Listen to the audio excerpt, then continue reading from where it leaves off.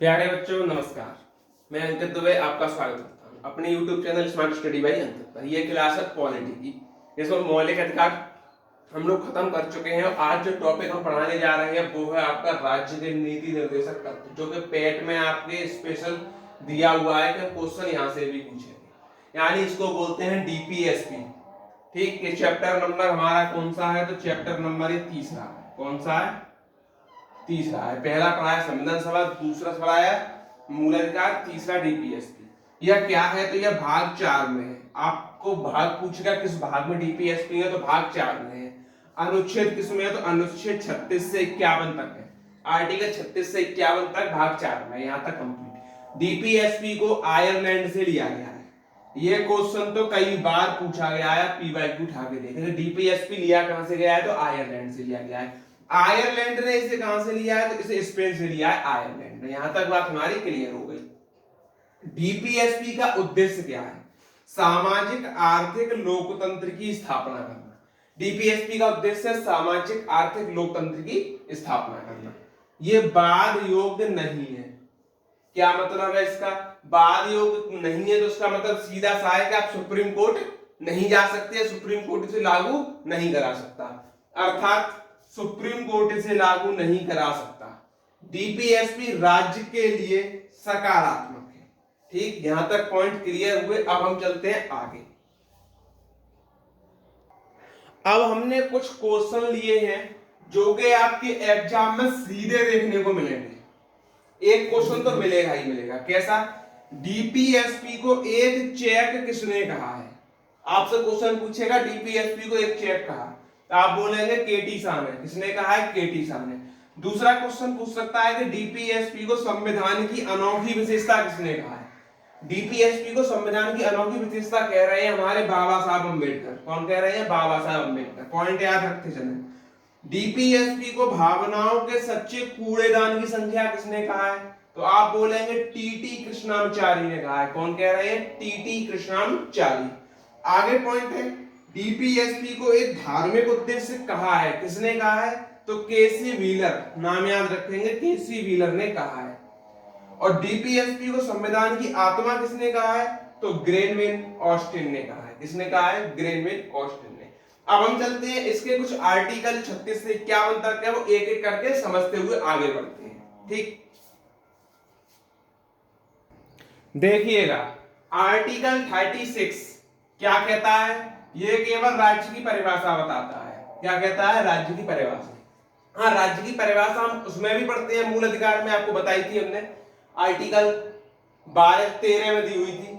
अच्छा, आर्टिकल 37 क्या है? तो समाहित सिद्धांतों को लागू करना।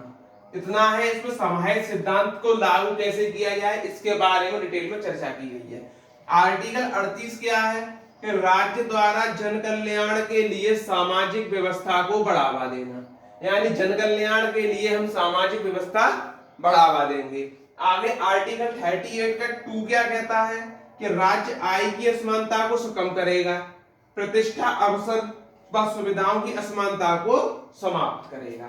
ये चीज दे रखी है आर्टिकल 38 के 2 में। इसके तहत 3 आर्टिकल हमारे कंप्लीट हो गए। अब 39 आर्टिकल चलते हैं, जैसे कुछ सब आर्टिकल भी हैं, उनको भी हम समझते हुए चलते हैं। देखिए 39 आर्टिकल है, जिसके सब आर्टिकल में 6 टोटल है, इसके 7। तो 39 क्या कहता है? कि राज्य द्वारा अनुसरण किए जाने पर कुछ रीति रिवाज, यानी राज्य जिनका अनुसरण करेगा उसी हिसाब से उन रीति रिवाजों के अनुसार हमें चलना होगा। 39 का ए क्या कहता है? आजीविका के लिए पर्याप्त साधन, यानी कि जो हमारी जीविका के लिए जरूरी है साधन वो हमारे उपलब्ध है। 39 का बी क्या कह रहा है? कि भौतिक संसाधनों का उचित विवरण और स्थायित्व। अब भौतिक संसाधन क्या बोलते हैं? जैसे कि भौतिक संसाधनों में बात करें, जल है, वायु है, ये भौतिक संसाधन है जो ईश्वर की देन होती है, यानी उनका उचित विवरण और स्थायित्व है। अनुच्छेद 39 का सी कहता है धन व उत्पादन के साधन का संकेंद्रण नामोचे हो चुका। अच्छा, उत्पादन के साधन नहीं बताए हमने।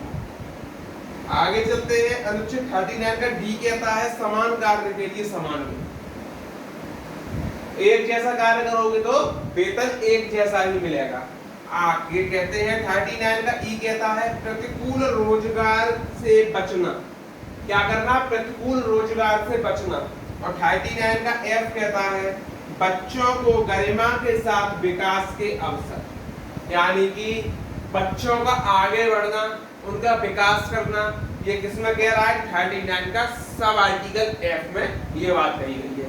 इसी के साथ 39 आर्टिकल भी कंप्लीट होता है। अब चलते हैं आर्टिकल 40 की तरफ।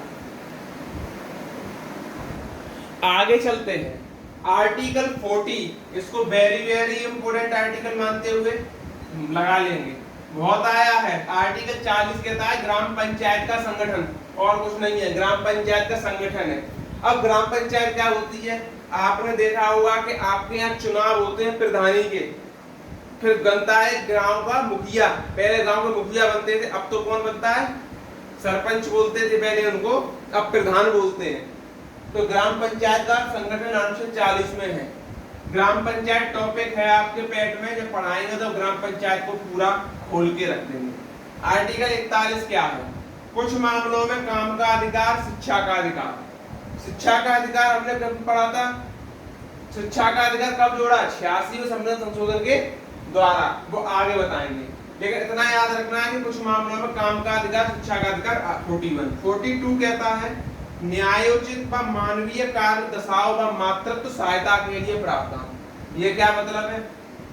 यानी हम न्याय के अनुकूल और मानव किस मानवीय कार्य, यानी कि मानव को जो बढ़िया लगते हैं कार्य, उनका अहित ना हो, उन कार्यों दशाओं और मातृत्व सहायता के लिए प्रावधान है, इसके लिए प्रावधान है। आगे कहता है अनुच्छेद 43 कर्मचारियों को निर्वाह वेतन, कर्मचारियों को हम वेतन देंगे जैसा कर्मचारी काम करेंगे। 43 का ए, ये भी इंपोर्टेंट है। 43 का ए और 43 का बी दोनों इंपोर्टेंट। ये कहता है उद्योगों के प्रबंधन में कर्मचारियों की सहभागिता, ठीक। और 42 कहता है कि सहकारी समितियों का गठन। अब आपके मन में होगा सहकारी समिति क्या होती है? जैसे आपने सुना होगा लोक लेखा समिति।